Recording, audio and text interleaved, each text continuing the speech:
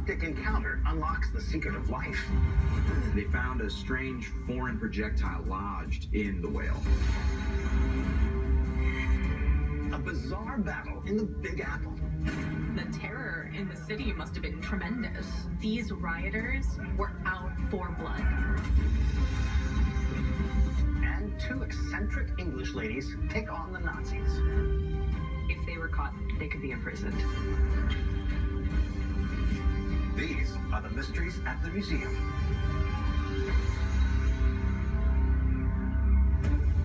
Near the end,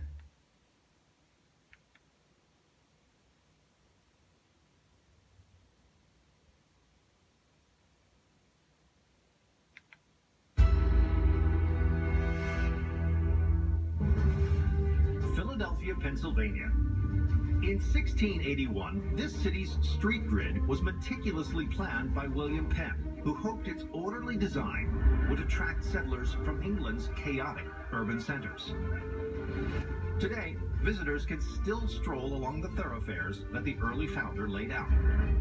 But the city of brotherly love is also home to an institution that documents a very different aspect of life in the U.S.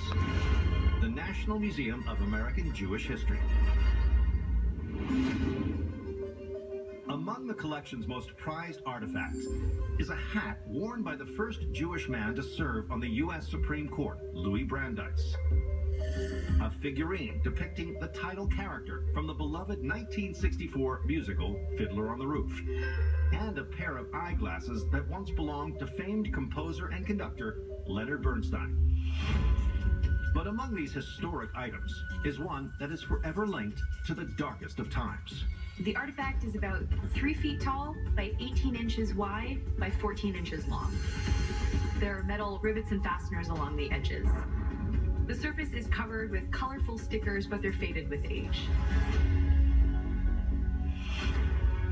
This trunk recalls the extraordinary tale of two music-loving sisters who put their lives on the line in a daring rescue for the ages. This is the story of bravery, subterfuge, and opera.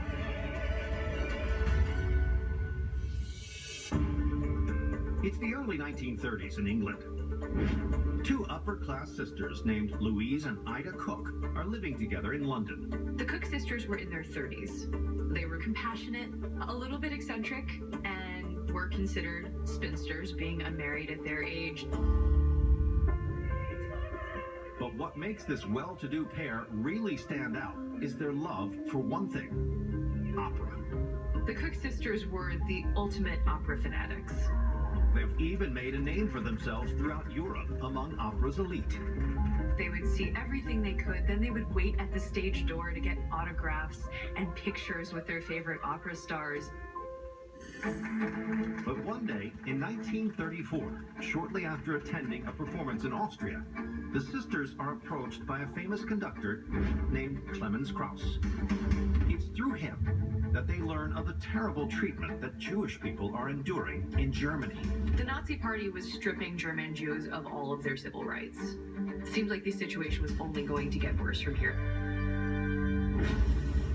Krauss explains to the sisters that he needs their help. German Jews are trying to flee their homeland, but in order to get the correct travel papers to enter another country, the persecuted families must prove they have enough money to support themselves. Many of the German Jewish people were looking to Great Britain, and they weren't going to accept them if they didn't have any money. But when the refugees try to cross the border, the German authorities strip them of all their valuables. It was nearly impossible for most families to make this move. The Nazi Party had essentially ensured that people could not easily leave the country and emigrate. The sisters are horrified by the situation. Their basic human decency kicked in. The sisters were determined to take matters into their own hands. Krauss has an idea for how the women can help Jewish families.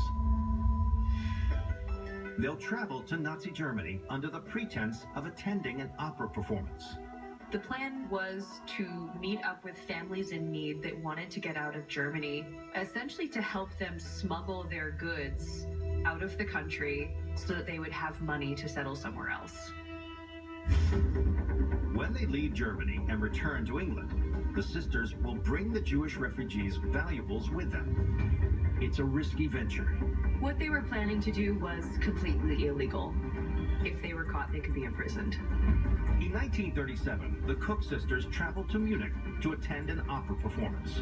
Afterwards, Krauss arranges a meeting with a family that is desperate to leave.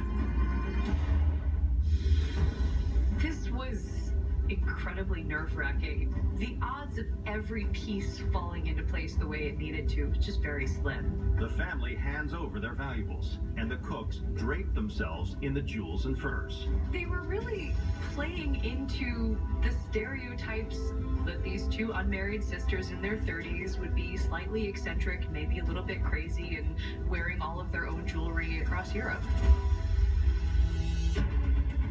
Whatever they can wear, the sisters pack into their luggage. Then, with trepidation, they approach the German border to head home. What the sisters were about to do could very well get them killed.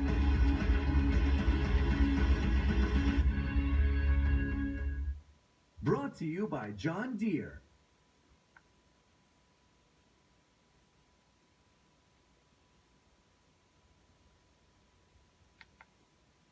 But escaping the clutches of the Third Reich is not so easy. But help is at hand in the form of a pair of opera-loving spinsters. So can these unlikely Samaritans outwit Hitler's henchmen? Secretly smuggling valuables given to them by a Jewish family, the Cook sisters reach the border crossing and hand their passports to a German guard.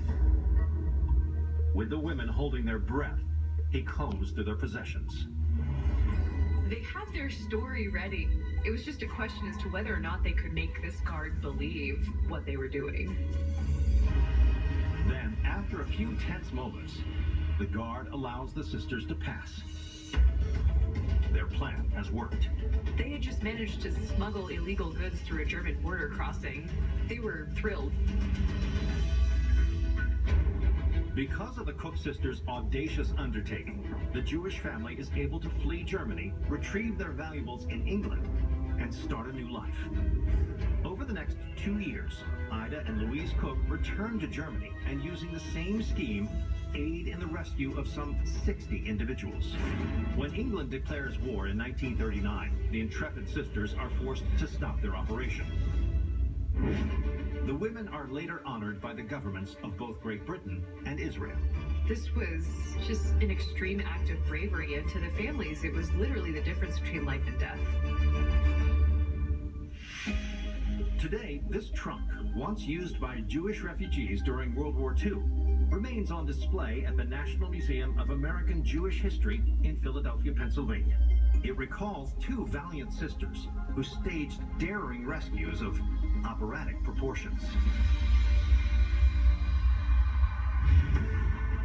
230